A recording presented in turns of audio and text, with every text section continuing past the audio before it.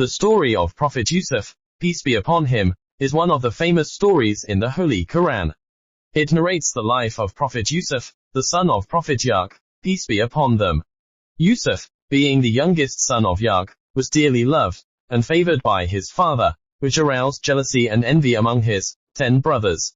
Yusuf was a good-looking, gentle, and moral young man.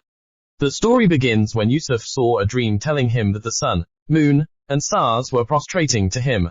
When he shared this vision with his father and brothers, his brothers felt jealous and decided to get rid of him. They took him to the wilderness, bound him, and threw him into a well. Instead of dying, Yusuf was rescued by a caravan of traders who came across the well and pulled him out. They sold him as a slave in the Egyptian slave market. There, he was bought by a wealthy influential man named Al-Az. And his wife was greatly admired by Yusuf and tried to seduce him. However, Yusuf resisted her advances and remained loyal to Allah. When the women in the city heard about her failed attempt to seduce Yusuf, she invited them to the palace, offered them fruits and gave each of them a knife to cut the fruits. She then asked Yusuf to enter the room where the women were. When the women saw Yusuf, they were overwhelmed by his beauty, and cut their own hands with the knives instead of cutting the fruits. The Aziz's wife told them that Yusuf was the one they blamed her for loving, and she declared that she would not let go of Yusuf unless he fulfilled her desires. If he refused, she would ask her husband to imprison him. Yusuf firmly rejected her demand, and preferred imprisonment rather than committing a sinful act.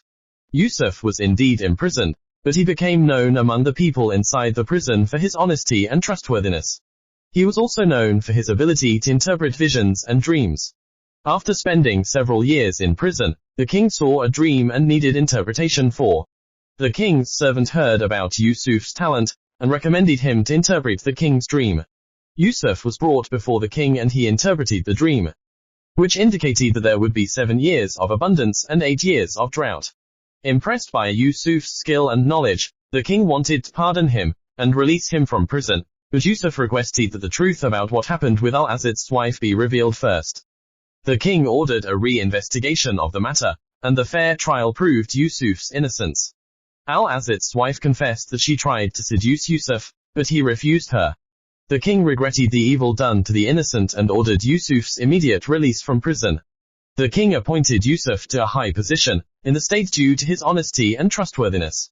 He eventually became the Minister of Finance, using his accounting skills to save Egypt from famine during the years of drought. In the following years, Yusuf's brothers came to the king's palace seeking assistance during the drought and poverty in their land.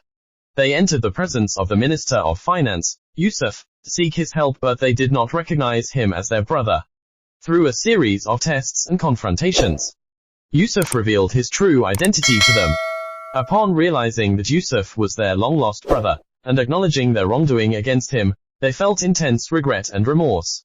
Yusuf decided to forgive them, and allowed them to live with him in Egypt. Thus, the story addresses themes of jealousy, envy, imprisonment, forgiveness, and tolerance. It teaches the importance of patience and steadfastness in the face of challenges and the fulfillment of religious duties.